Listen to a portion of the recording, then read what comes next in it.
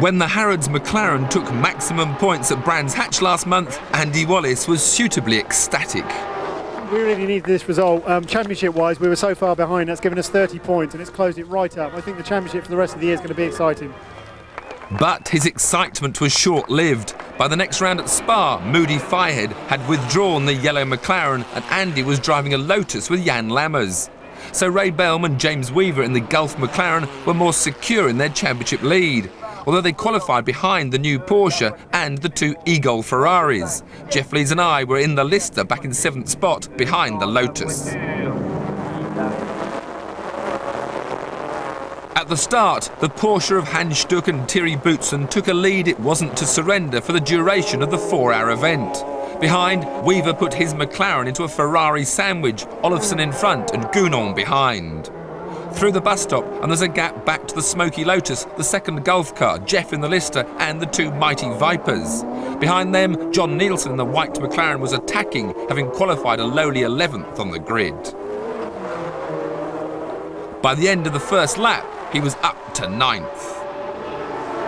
Normally, it's the Ferraris that are quick at the start, but James soon attacked Olofsson and set off in a vain pursuit of the Porsche. Gounon, however, was a Ferrari on the move, and having passed his teammate, he put the McLaren back in the sandwich. Jeff had got our Lister to the front of the chasing pack, and Jan Lammers was keen to get past Raffanel and the McLaren. Nielsen was now up to 7th. Up ahead, Olofsson decided it was his turn to do a bit of overtaking as the Ferraris relished the sweeping Spa circuit. But they are thirsty and Gounon was the first to pit for fuel just as our Lister hopes dropped with a broken valve spring. Eric Bernard took over the leading Ferrari, gave it some welly on cold tyres and stuck it on the beach. Embarrassing. But at least they would recover to finish 6th. We were going nowhere. While chaos reigned behind, the Porsche continued on its serene way. It had qualified 3 seconds faster than the field and looked unbeatable. The battle for second swung back towards McLaren as Olofsson's co-driver and team boss Della Noce was swamped by the Gulf cars at the La Source hairpin. The Nielsen-Becher McLaren can still win the title, and slick pitch work has helped move them up to 5th. While Andy Wallace showed that it's not just me who stalls cars in pit stops. Thanks, Andy.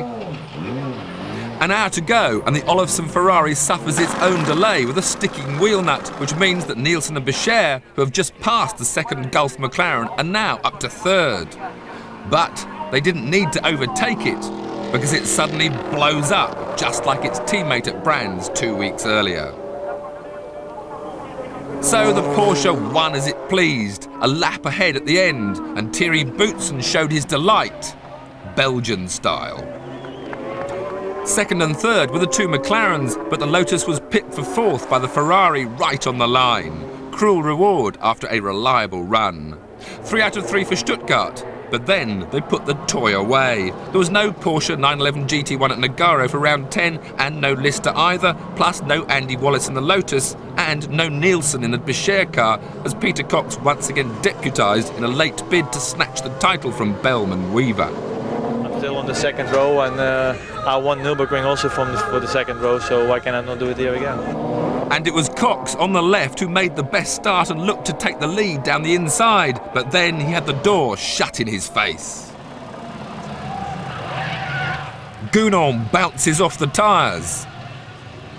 Lammers gets stuck in the gravel and Cox's McLaren is out on the spot. The title seems destined for Bellman and Weaver in the Gulf car, lying 3rd as lap 1 is completed. Raffanel in the lead weaves his way past Gounon, stalled in the middle of the track, perhaps hoping for a red flag, while Cox is busily protesting his innocence. I think I had a very good start, and I passed Gounon on the start, and I was inside of him. Then he still wanted to turn in, and I was with the older car alongside him. I think it was obvious for everybody to see. Now here's a surprise, Gounon didn't agree. It's not bad luck, it's just bad drive from another driver, and I'm very disappointed because Cox is not in the championship. He's just replacing Nielsen, and I could say to return back quickly Nielsen because that is a good driver. But that's not what Weaver said about Nielsen after Monza.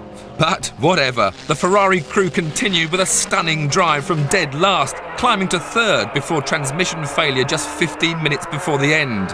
On the way, they muscled past James Weaver, but on this occasion, James wasn't bothered. Well, once we saw the West car disappear into the hedge, that really took the pressure off.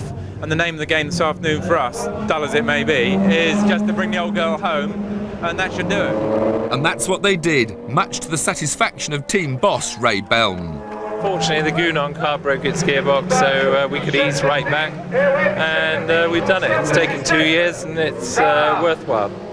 So, a great result for the Gulf GTC team and the McLaren F1 GTR. But who would bet on another dominant year in '97?